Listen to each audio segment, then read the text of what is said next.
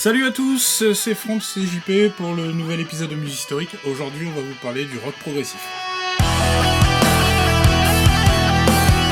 La musique, donc dite rock progressive, est apparue tranquillement dans les années 60 avec l'arrivée donc de groupes tels que Pink Floyd, King Crimson.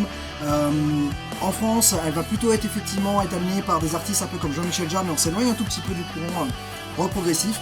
Bien qu'à la base, donc, la musique dite progressive était apparue dans les années 60 dans les clubs, ce qui paraît effectivement donc, du coup un petit peu plus logique pour Jean-Michel Jarre, mais là on se concentre vraiment sur le rock. Donc effectivement Pink Floyd qui a été l'un des premiers à pouvoir montrer sa musique au monde entier. La musique progressive, ça va être quoi? Ce n'est pas effectivement une musique toute simple, ce n'est pas un truc entre 4 accords, couplet, refrain, couplet, solo, refrain.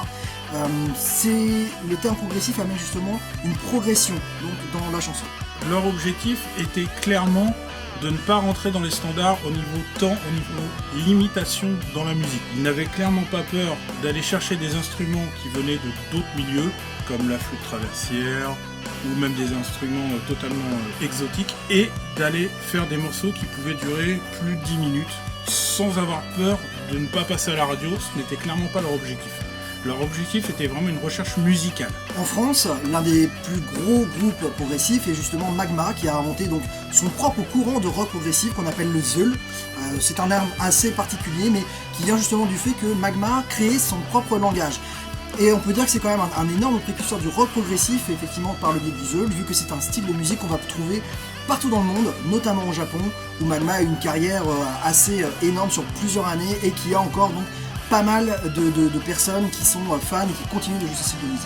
Après, c'est à partir du rock progressif, on a pu partir sur plein de dérivés, parce qu'effectivement les musiciens aussi qui parfois sortaient des écoles ont voulu mettre un petit peu leur propre style, et on va partir effectivement sur des variantes qu'on va pouvoir appeler alors dans des termes comme new ou néo-prog, donc avec des groupes comme Marillion ou plus récemment des groupes comme Gazpacho, des termes un peu plus métal aussi avec des groupes qui vont être plutôt comme Dream Theater, des groupes comme Vandenplas aussi, ou Fight Warning qui a été aussi l'un des premiers avant Dream Theater, et plein d'autres encore par la suite. En gros, à ce qu'on peut voir, c'est que le rock progressif est apparu dans les années 60, a eu son apogée dans les années 70 et a su se renouveler au fil du temps jusqu'à dans les années 90, où là, énormément de courants sont apparus, notamment, comme on l'a dit, le metal prog. Le point commun qu'on pourra peut-être trouver par rapport à l'épisode précédent, effectivement, où vous parlez du slam, la musique progressive peut être aussi amenée à parler vraiment à des personnes qui sont, on va dire, musiciennes. La personne qui n'aura pas forcément un passif d'instrumentaliste ou ce genre de choses pourra être un peu effrayée par les formats effectivement de chansons comme disait Franz tout à l'heure,